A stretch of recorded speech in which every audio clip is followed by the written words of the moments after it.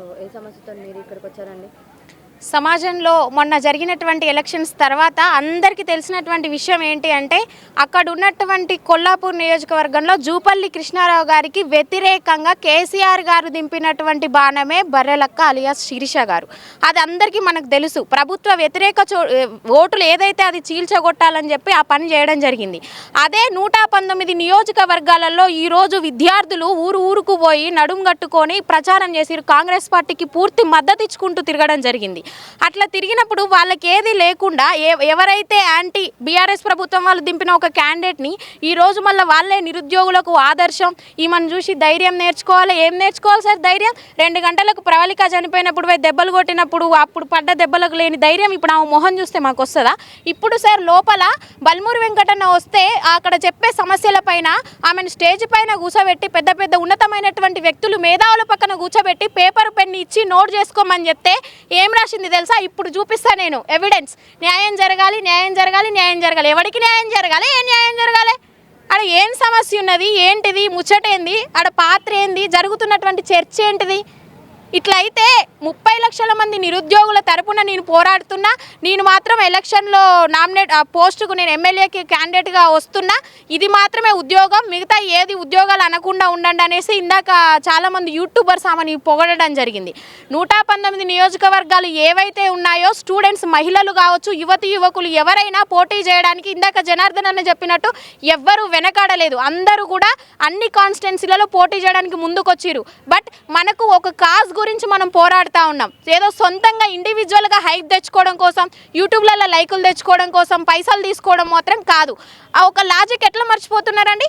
Before MLA elections మీరు అనుకున్నట్టు ఆమె నిరుద్యోగి అంటే ఒప్పుకోవడానికి సగం % ఒప్పుకోవచ్చు. ఆఫ్టర్ ఎమ్మెల్యే ఎలక్షన్స్ నిరుద్యోగులు కార్లో తిరుగుతారా? నిరుద్యోగులు లగ్జరీ లైఫ్ అనుభవిస్తారా? నిరుద్యోగులను ఇట్లా అవార్డులు ఇస్తారా? ఆమెకు మొన్న ఏదో అవార్డు వచ్చిందంటే అవార్డు ఇచ్చిన వాళ్ళకు తెలివి ఉందా అని అడుగుతా ఉన్నా నేను. ఎట్లా ఇస్తారండి? ఆమె ఏమన్నా మేధావా? ఒక్క జీవో మీద అవగాహన లేదు. గ్రూప్ 1 ఫస్ట్ ఫెయిల్యూర్ అయినప్పటి నుంచి 2 సార్లు గ్రూప్ 1 పోయినప్పటి నుంచి మొన్న జరిగినటువంటి టీఎస్పీఎస్సీ ఫెయిల్యూర్ దగ్గర జనార్దన్ రెడ్డి రాజీనామా చేసి గవర్నర్ గారు ఆమోదించకపోవడం కానీ, మెంబర్స్ కానీ వాళ్ళని తీసేసినప్పుడు కానీ అప్పటి వరకు ఆమెకున్నటువంటి సోషల్ మీడియా వేదిక ద్వారా ఏ ఒక్కదానికి కూడా చిన్న బయట కూడా ఇవ్వలేదు. ఎక్కడైనా మీరు ఎవిడెన్స్ చూపించండి. రోడ్డు మీదకి వచ్చింది అంటే రోడ్డు మీదకి వస్తేనే పోరాడినట్ట అని మీరు అనొచ్చు. కనీసం పరోక్షంగానన్నా ఆమె వాయిస్ వినిపించినటువంటి దాఖలాలు లేవు. ఏది లేకుండా ఒక ఎంతో పొద్దున లేస్తే మేధావులను చెప్పుకొని పడుతున్నటువంటి తెలంగాణలోని మేధావులు ఈ విషయంలో ఎందుకు మూర్ఖులవుతా ఉన్నారు? మొన్న టీఎస్పీఎస్సీలో 62 GB ఫోరెన్సిక్ ల్యాబ్ రిపోర్ట్ ఇంకా రాలేదు అని ఈరోజు ఒక అన్న అడగడం జరిగింది. అక్కడ అది ఇంకా రాలేదు. సిబిఐ ఎంక్వైరీ ఏమైంది? కాంగ్రెస్ పార్టీ వచ్చిన వెంటనే దాన్ని తీసుకొస్తామని చెప్పారు. అవన్నీ ఎంక్వైరీ జరగనప్పుడు గ్రూప్ 4 రిజల్ట్స్ ఎట్లా ఇస్తున్నారని అడుగుతుంది.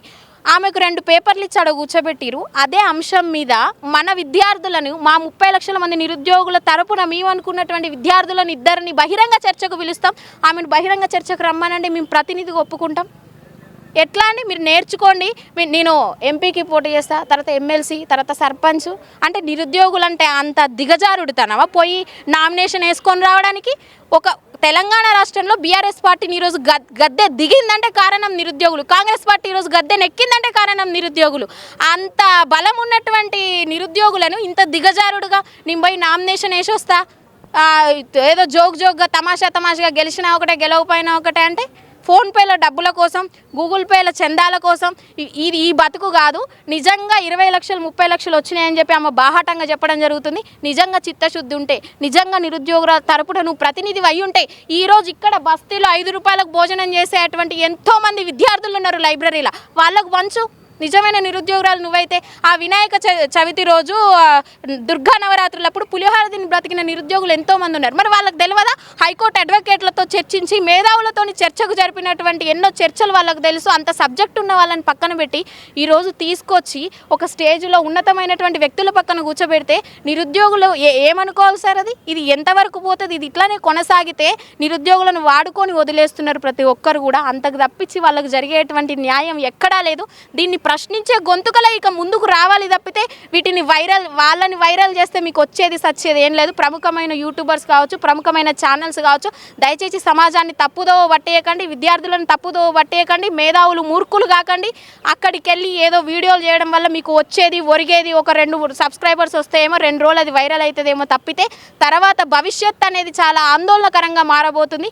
ఈమెని హైప్ చేసి ఆమె పేరు వాడడం కూడా మాకు అసలు ఇష్టం లేదు. ఇంకొకసారి ఈ వేదికగా ఏం చెప్తున్నామంటే, రాజ్యాంగం ఇచ్చినటువంటి స్వేచ్ఛ ప్రకారం ఏ వ్యక్తి అయినా ఆమెకు ఉన్నటువంటి ఎలిజిబిలిటీ ప్రకారం ఎమ్మెల్యేకి కావచ్చు, ఎంపీకి కావచ్చు పోటీ చేసేటువంటి అధికారం ఉంటుంది. దానికి ఎవరు అతీతులు గారు, ఆమెకు మేము కూడా అతీతులం కాదు.